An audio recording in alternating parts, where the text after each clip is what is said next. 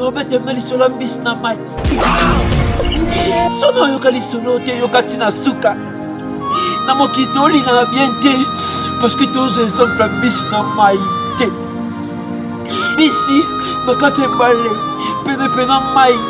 Mbisi elengi yoza na mai bafai na mai.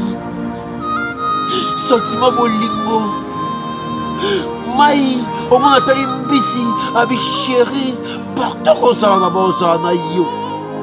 Mbisi omona bisi mai abi bebe je t'aime beaucoup. Tobosola pécheur aye apêche mbisi. Mbisi ntango omata na ndombo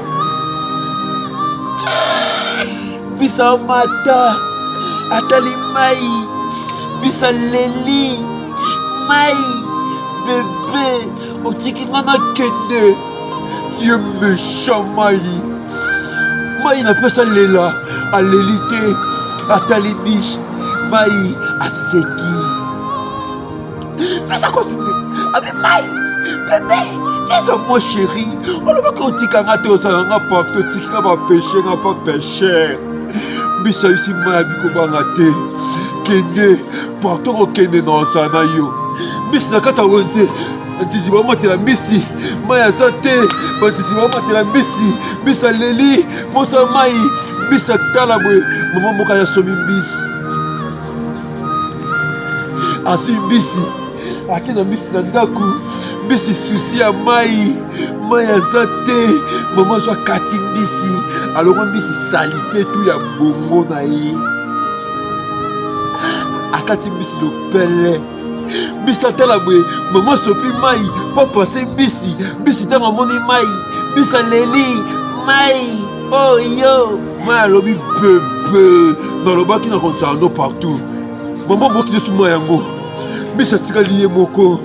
Mbisi oki susu mai akosi nga alobaka kozala nga partout aye akende susu susu ya mai. Mbisi atala boye mama akati matungulu akati tomate ate huile ate mungwa.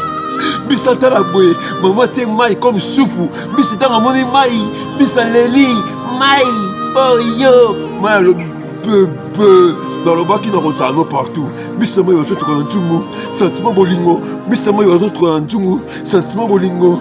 Mai eza te batoki esili bakiti na se.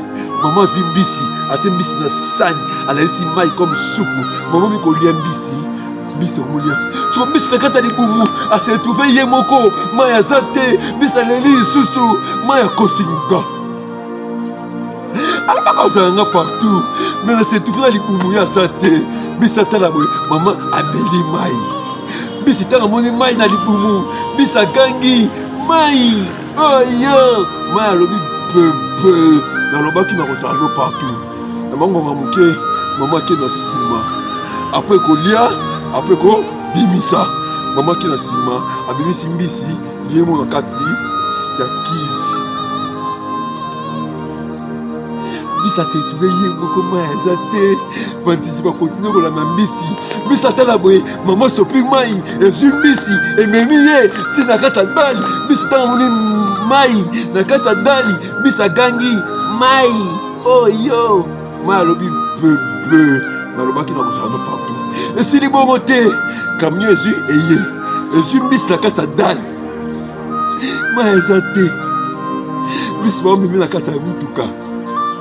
Mbisi ata nzela bamema ye atala boye bamemi mbisi ti na fleuve.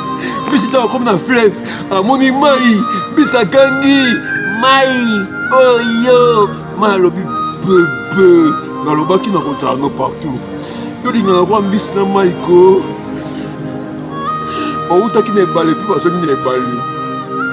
Abonne na page na nga Diba. Ciao ciao.